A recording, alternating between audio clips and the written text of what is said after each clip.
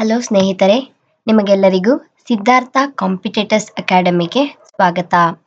ಈ ವಿಡಿಯೋದಲ್ಲಿ ನಾವು ಸಾಮಾನ್ಯ ವಿಜ್ಞಾನಕ್ಕೆ ಸಂಬಂಧಿಸಿದ ಕೆಲವು ಪ್ರಮುಖ ಪ್ರಶ್ನೋತ್ತರಗಳನ್ನು ತಿಳಿಯೋಣ. ಈ ದಿನದ ಮೊದಲ ಪ್ರಶ್ನೆ 841.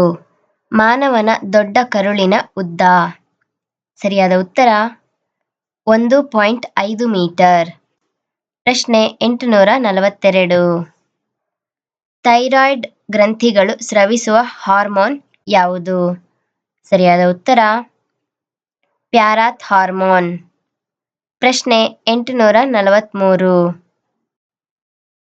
ನವಜಾತ ಶಿಶುವಿನಲ್ಲಿ ಕಂಡುಬರುವ ಗ್ರಂಥಿ ಯಾವುದು? ಸರಿಯಾದ ಉತ್ತರ ಥೈಮಸ್. ಇದು ಹೃದಯದ ಬಳಿ ಇರುವಂತಹ ಗ್ರಂಥಿ. ಪ್ರಶ್ನೆ 844. ವಯಸ್ಕತನಕ್ಕೆ ಬರುತ್ತಾ ಚಿಕ್ಕದಾಗುತ್ತಾ ನಶಿಸಿ ಹೋಗುವ ಗ್ರಂಥಿ ಯಾವುದು? ಸರಿಯಾದ ಉತ್ತರ ಥೈಮಸ್. ಪ್ರಶ್ನೆ 845.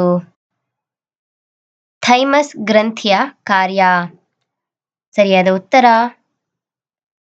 ಥೈಮಾಸಿಸ್ ಹಾರ್ಮೋನ್ ಹಾಗೂ ಲಿಂಫೋಸೈಟ್ ಉತ್ಪಾದನೆ ಮಾಡುತ್ತದೆ. ಇದರಿಂದ ರೋಗ ನಿರೋಧಕ ಶಕ್ತಿ ಹೆಚ್ಚು ಮಾಡುತ್ತದೆ ನಮ್ಮ ದೇಹದಲ್ಲಿ. ಪ್ರಶ್ನೆ 846. ಅಡ್ರಿನಲ್ ಗ್ರಂಥಿಗಳು ಕಂಡುಬರುವುದು ಎಲ್ಲಿ? ಸರಿಯಾದ ಉತ್ತರ ಮೂತ್ರಜನಕಾಂಗದ ಮೇಲೆ. ಪ್ರಶ್ನೆ 847. ಅಡ್ರಿನಲಿನ್ ಹಾರ್ಮೋನ್ ಕಾರ್ಯ. ಈ ಅಡ್ರಿನಲಿನ್ ಹಾರ್ಮೋನ್ ಅನ್ನು ಅಡ್ರಿನಲ್ ಗ್ರಂಥಿ ಉತ್ಪಾದನೆ ಮಾಡುತ್ತದೆ. ಈಗ ಅಡ್ರಿನಲಿನ್ ಹಾರ್ಮೋನ್ನ ಕಾರ್ಯವೇನು ಎಂಬ ಪ್ರಶ್ನೆ ಬಂದಿದೆ.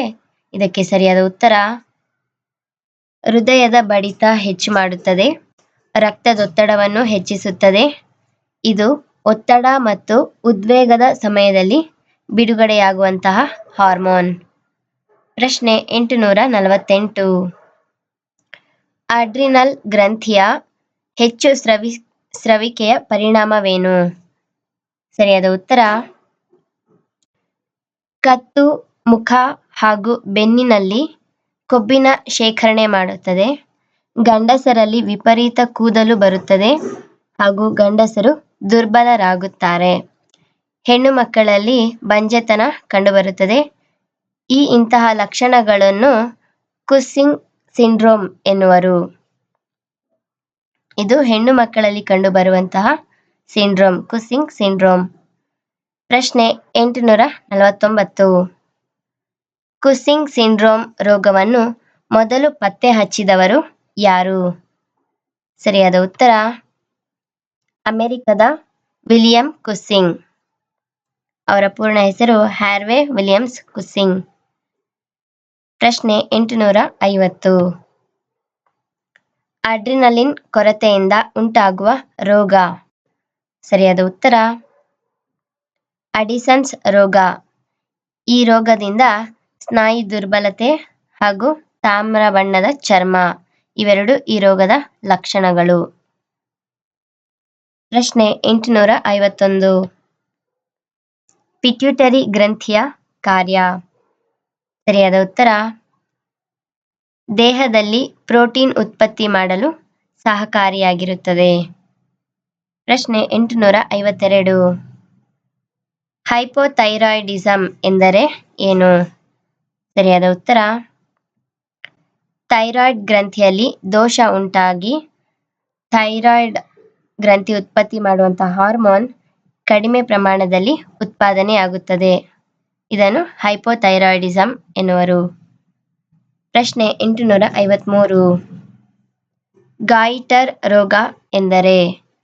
ಸರಿಯಾದ ಉತ್ತರ ಅಯೋಡಿನ್ ಕೊರತೆಯಿಂದ ಥೈರಾಯ್ಡ್ ಗ್ರಂಥಿಯ ಬೆಳವಣಿಗೆ ಅಸಹಜವಾಗಿದ್ದು ಥೈರಾಯ್ಡ್ ಊದಿಕೊಳ್ಳುತ್ತದೆ.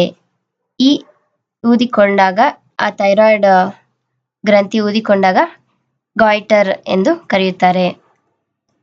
ಪ್ರಶ್ನೆ 854.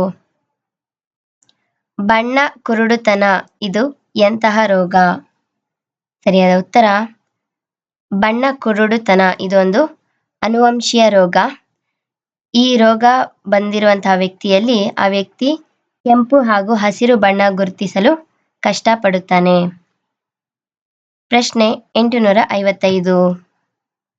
ಮಾನವನ ದೇಹದ ನಿರುಪಯುಕ್ತ ಅಂಗ. ಸರಿಯಾದ ಉತ್ತರ ಅಪೆಂಡಿಕ್ಸ್. ಪ್ರಶ್ನೆ 856. ಹಾಲು ಮೊಸರಾಗಿ ಪರಿವರ್ತನೆಗೊಂಡಾಗ ಅದರ ಹುಳಿಯ ಅಂಶ ಯಾವುದು? ಸರಿಯಾದ ಉತ್ತರ ಲ್ಯಾಕ್ಟಿಕ್ ಆಮ್ಲ. ಪ್ರಶ್ನೆ 857. ಹೆಪಟೈಟಿಸ್ ಕಾಯಿಲೆಯಿಂದ ಹಾನಿಯಾಗುವ ದೇಹದ ಭಾಗ ಯಾವುದು?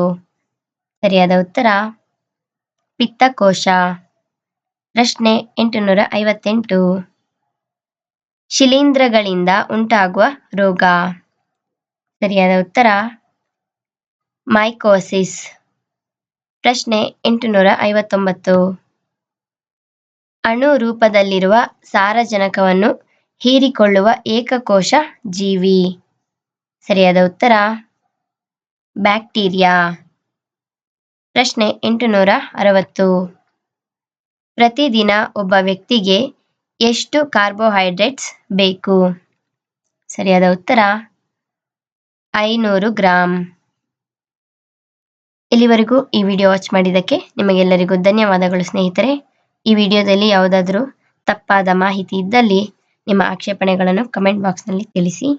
ಈ ವಿಡಿಯೋ ನಿಮಗೆ ಇಷ್ಟವಾದಲ್ಲಿ ಲೈಕ್ ಬಟನ್ ಅನ್ನು ಪ್ರೆಸ್ ಮಾಡಿ, ನಮ್ಮ ಚಾನಲ್ಗೆ ಸಬ್ಸ್ಕ್ರೈಬ್ ಆಗಿ ಹಾಗೂ ಈ ವಿಡಿಯೋವನ್ನು ನಿಮ್ಮ ಸ್ನೇಹಿತರೊಂದಿಗೆ ಹಂಚಿಕೊಳ್ಳಿ. ನಿಮಗೆಲ್ಲರಿಗೂ ಮತ್ತೊಮ್ಮೆ ಧನ್ಯವಾದಗಳು.